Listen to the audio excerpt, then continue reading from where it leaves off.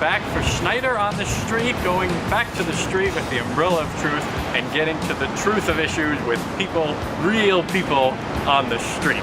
So here we go. Michael Jackson, what do you think about, has there been too much hype and coverage? Has there been too much building him up? It's sad, but yes. Did you like Michael Jackson? Kind of weird, though. Kind of weird. Well, he would have liked you too. Had other people die like Farrah Fawcett and Ed McMahon, and they were pushed to the side because of what? Another human being who is no better than anybody else. But he's the greatest entertainer of the world That's ever. what they say. Supposedly. That's what they say. Right. I beg to differ. You beg to differ. I beg to differ. Oh. It's all in the eye of the beholder, and I don't behold it. You don't behold it. Let go of it. Yeah. Let go of the behold. We've had enough about Michael Jackson. Let him rest in peace. What celebrity should die next? Oh, let me think. That's terrible. Who don't I like? Who don't you like? I don't know. Nobody. No one. You're a kind woman. All right. Well, thank you very much. Except Howard Stern. Howard Stern. There you go. You're on the hit list. Him. Next. They need to talk about addiction. Addiction to drugs. Death. Right. What do you do in life? Are you a doctor? I'm a substance abuse counselor. Substance abuse counselor. Oh, that's perfect. All right. So, what's the big? What are the big substances being abused today? What's the hottest? Prescription drugs. Prescription drugs. Heroin. Heroin. And cocaine. Ouch. Do you think marijuana should be legalized? No. Oh, passionate response. Why not? Because with it illegal, you have so many people that are working up the harder drugs, and you make it too easy, then we have a country of drug addicts anyhow, so make it worse. No, just make it worse. You're right. So once you make marijuana legal, people will be like, who wants to do marijuana? That's like candy. Let's just do something. They'll go to the heavy They'll go to the next step. You know what? Once you legalize it, there's an argument that actually less people would be using it because right now some of the appeal is that it's illegal. You know, like young people would be like, ooh, we're doing a legal thing. Is that the same with cigarettes? It's legal. Touche. You make a good point. That's why you're the expert. All right. Like President Obama? Yes. You do? Why? Because he's awesome. He's awesome? Why is he awesome? Because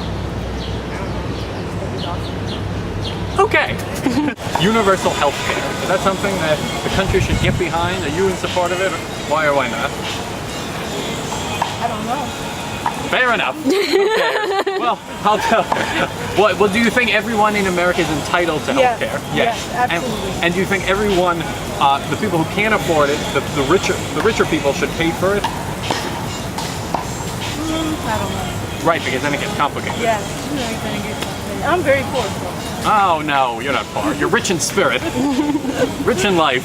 Once you start giving all these entitlements to so many people, it starts bankrupting the country potentially because then you need to tax people who are earning so much more money. But if they stop putting all this money into the pork barrel, things that we don't need, and put it where we do need, we'd have the money. Amen. You just settled that one. Thank you for abusing substances. I mean, for making sure people don't abuse substances.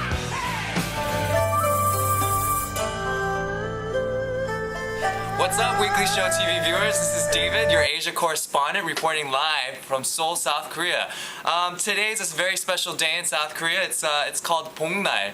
Bongnal is a series of 3 days. They're supposedly the 3 hot summer days of Korea, and on these days, Koreans eat 2 particular food items that are supposed to make you more healthy and to help cool off the heat. 2 attorneys from Lee & Co. law firm here. This is Paul Nam. Hey, how's it going? This is Lena Chan as well. Just briefly tell me what Koreans eat here on Bongnal. One is samgyetang, which is the Korean, I guess, twist on chicken noodle soup, sort of. And the other dish is dog stew, or boshintang. So that's really dog.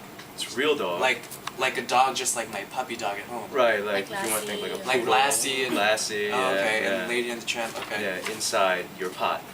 Oh, interesting. Okay. So have you ever eaten dog stew?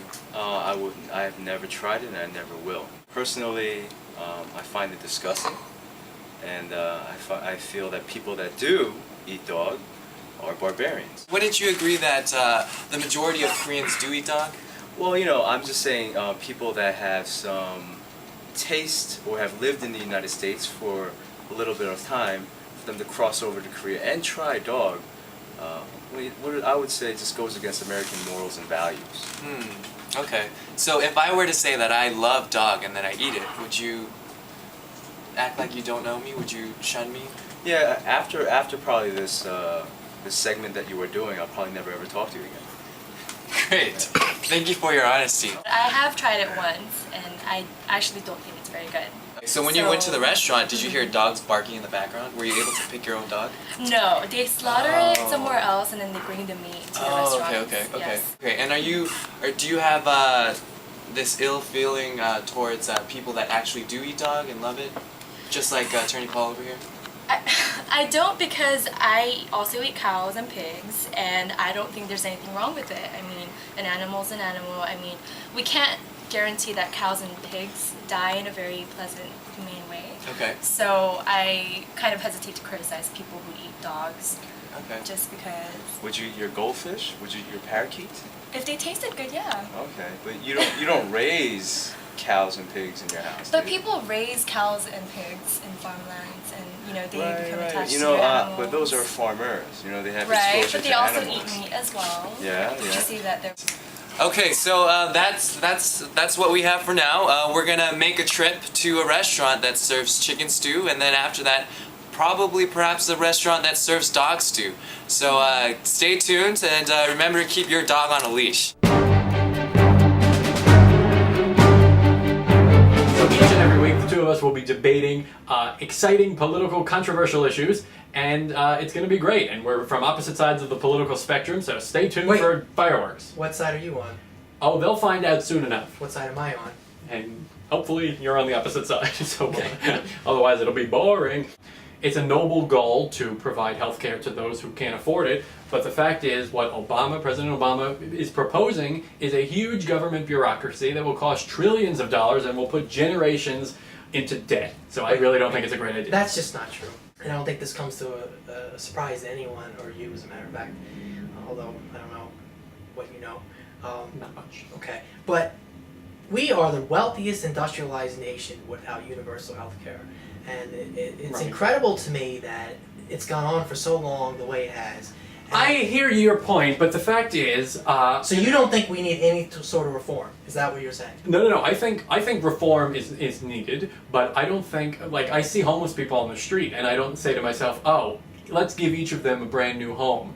I mean, Well, the fact... that's because you're a very compassionate person. I am a compassionate person. I say we should get them back to work so that they can earn their own Yeah, home. but the whole industry's run rampant with all these HMOs and these insurance companies running the show. It's come to the point where the patient is not put first. And I think that's one of the things the president was talking about on Friday. The quality of healthcare in this country is pitiful. Well, I don't know what statistics you're looking at, because the quality is, for those who can afford it, is great, and the fact is you're going to actually make the healthcare even worse in our country by putting forth Obama's plan, because you're going to start rationing services. There are only so many doctors available, and if you start expanding the amount of people who are required to get healthcare, those same amount of doctors are going to be putting their patients of old on waiting lists, and people are going to be waiting in line as they're with their broken legs, hobbling along the line until their leg gets fixed. I have a solution to that problem, if that really is a problem. Oh, it's a problem. You can put on your stethoscope and you can pack your bags and go to medical school.